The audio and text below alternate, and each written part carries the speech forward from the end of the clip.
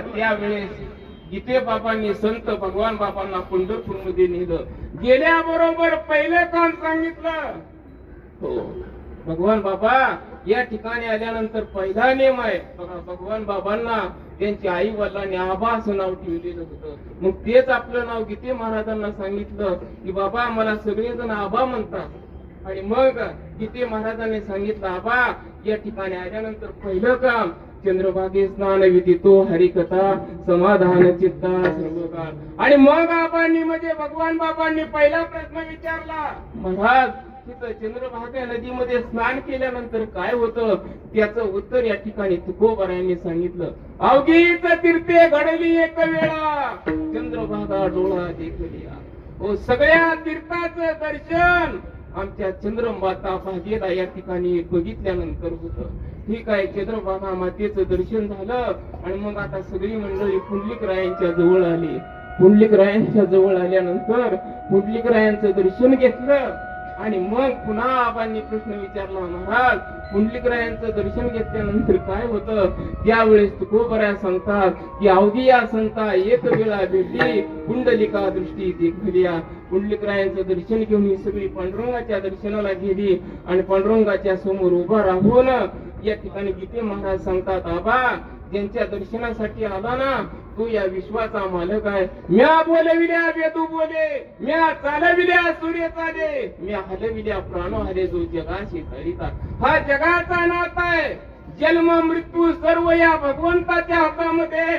वृक्षाचे पान आले ज्याच्या सत्ते राहिली अनंत मग कोठे असा हा देव आहे.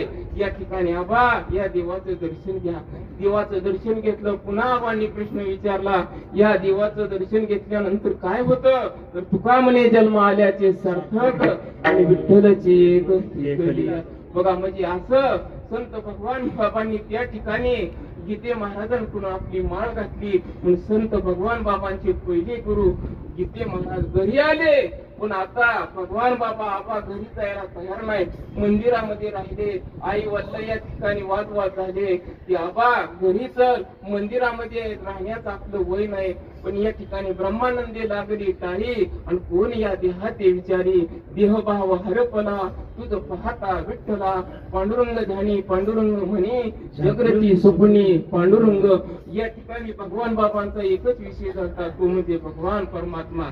आणि मग अशा प्रकारे याला तयार नाही, लाडी गोडी लावून कसं तरी त्यांना घरी आणलं. पण उंबऱ्याच्या आत पाऊल ठेवायच्या अगोदर त्यांनी गाठ घातली. आपल्या घरातील जेवढी माणसं आहेत ना त्या सगळ्यांनी माळा घातल्याशिवाय म्हणले मी आत येणार नाही. शेवटी नईला झाला आणि आपल्या 10-11 वर्षाच्या बाळाचं आई वडील सगळ्या घरच्या मंडळींनी या ठिकाणी ऐकलं आणि बाबाचं कुटुंब या ठिकाणी सगळे माळकरी झाले. असे अनेक चमत्कार या ठिकाणी बाबा करू लागले. आणि मग एक दिवशी त्यांनी सांगितलं आपल्या आई वडिलांना मला या ठिकाणी राहायचं नाही.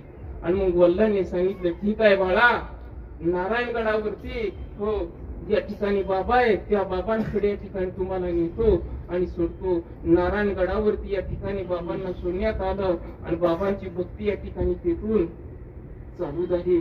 आणि बाबांनी आपल्या जीवनात या ठिकाणी सार्थक केलं. नंतर ते आळंदीला गेले. आळंदीला जोग महाराजांच्या संस्थेमध्ये 4 वर्षाचा अभ्यास पूर्ण करून त्या ठिकाणी आपल्या जीवनाची कृतज्ञता त्यांनी या ठिकाणी प्राप्त केली. आणि सर्व जनसमुदायाला हरिभजनी हे ढवळले जग चुकविला लाग खळी काळाचा. या ठिकाणी सगळ्यांना भजनाचं वेळ लावलं आणि आपल्या जीवनाचं या ठिकाणी सार्थक केलं. विठाल विठाल